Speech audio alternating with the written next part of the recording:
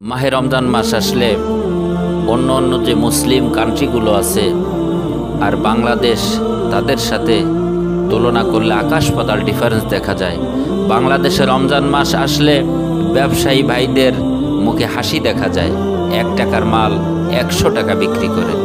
আরে জাহেল, রমজান মাস রহমতের মাস, এই মাসে উচিত ছিল দ্রব্যমালের দাম কমিয়ে দেওয়া। আর রমজান মাস আসলে সবচেয়ে বেশি উপকৃত হয় ব্যবসায়ী ভাইরা, যারা খেজুর বিক্রি করে, ফল ফ্রুট বিক্রি করে। 5 টাকার মাল তখন সেটা 50 টাকায় বিক্রি করে।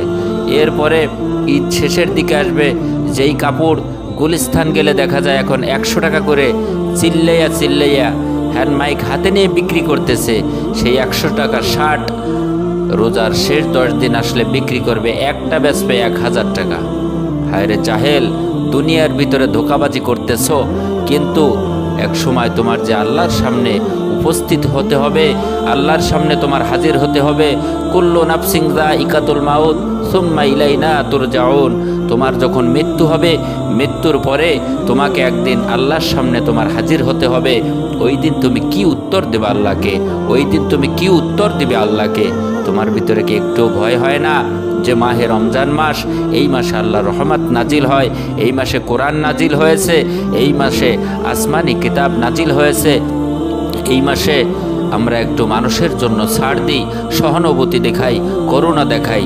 তুমি সেটা না দেখাইয়া তুমি কি করতেছো? তুমি রমজান মাস আসছে আর তুমি সব কিছুর দাম বাড়িয়ে দিয়েছো। আর গরিব অসহায় যারা আছে তারা কোনো কিছু কেনাকাটা করতে পারে না, তারা ঠিক মতন খাওয়া দাওয়া করতে পারে না, রোজা রাখতে পারতেছে না, কত কষ্ট করতেছে। আর তুমি মাহে রমজান মাস পেয়ে তুমি হুমড়ি খেয়ে পড়েছো। নিজের থোলা বড় করার জন্য, নিজের পকেট ভারী করার জন্য তুমি 1 টাকার মাল 1000 টাকায় বেচতেছো। তুমি মানুষের উপরে জুলুম করতেছো, মানুষের প্রতি তুমি জুলুম করতেছো। আর এই জুলুম করে তুমি যত টাকা ক্রয় করো না করো, একদিন তোমাকে এই টাকাই তোমাকে ধ্বংস করে দেবে।